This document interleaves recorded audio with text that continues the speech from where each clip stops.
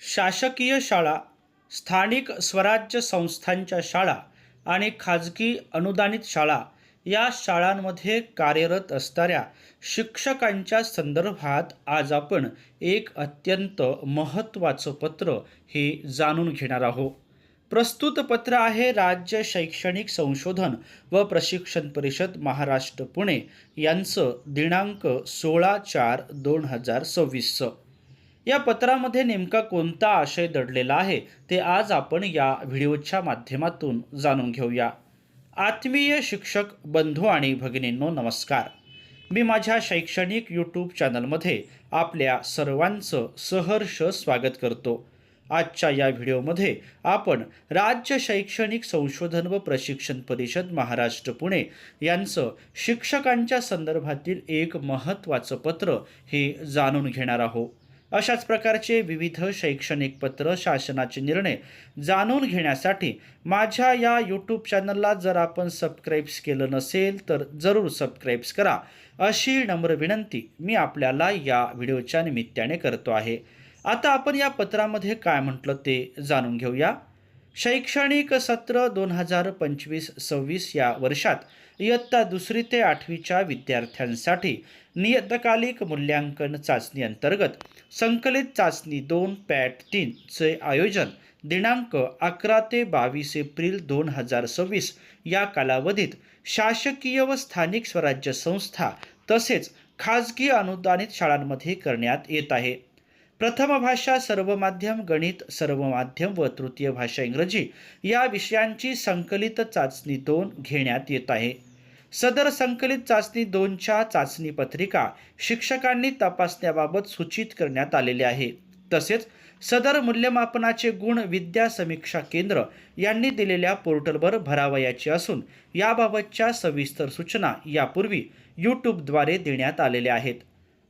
विद्या समीक्षा केंद्र पुणे यांचे मार्फत पॅट महाराष्ट्र चॅटबॉट संकलित चाचणी 2 गुण यावर भरण्यासाठी उपलब्ध करून देण्यात आलेला आहे. यावर संकलित चाचणी 2 शिक्षकांनी नोंदविणे आवश्यक आहे. संकलित चाचणी 2चे गुण पॅट महाराष्ट्र या चॅटबॉटवर नोंदविण्याकरिता जिल्ह्यांना दिनांक 16 ते 30 एप्रिल 2026 पर्यंतचा कालावधी देण्यात येत आहे. करिता गुणनोंद लिंक खालीलप्रमाणे देण्यात येत आहे. संकलित चाचणी 2चे गुणांची नोंद करण्यासाठी लिंक जी आहे ती आपल्याला या ठिकाणी स्क्रीनवर दिसते आहे. तथापि उपरोक्त कामकाजासाठी जिल्हा शिक्षणाधिकारी प्राथमिक माध्यमिक शिक्षण निरीक्षक व प्रशासन अधिकारी मनपा यांनी आपल्या कार्यालयातील एका अधिकाऱ्याकडे पॅट महाराष्ट्र जिल्हा समन्वयक म्हणून जबाबदारी यापूर्वी निश्चित केलेली असेल.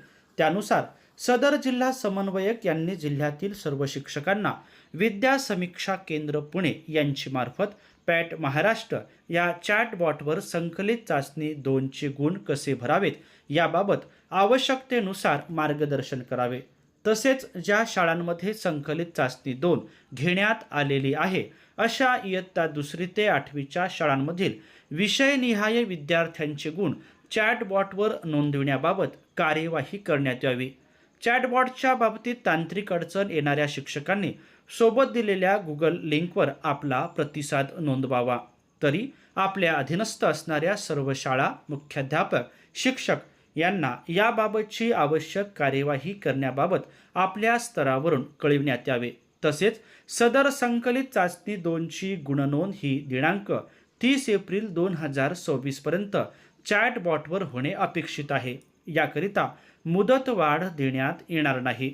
तरी आपल्या कार्यक्षेत्रातील 100% शाळांची गुणनोंदणी होईल याबाबत आवश्यक ती दक्षता घेण्यात यावी, असे माननीय संचालक राज्य शैक्षणिक संशोधन व प्रशिक्षण परिषद महाराष्ट्र पुणे यांनी या पत्राच्या माध्यमातून कळविलेलं आहे.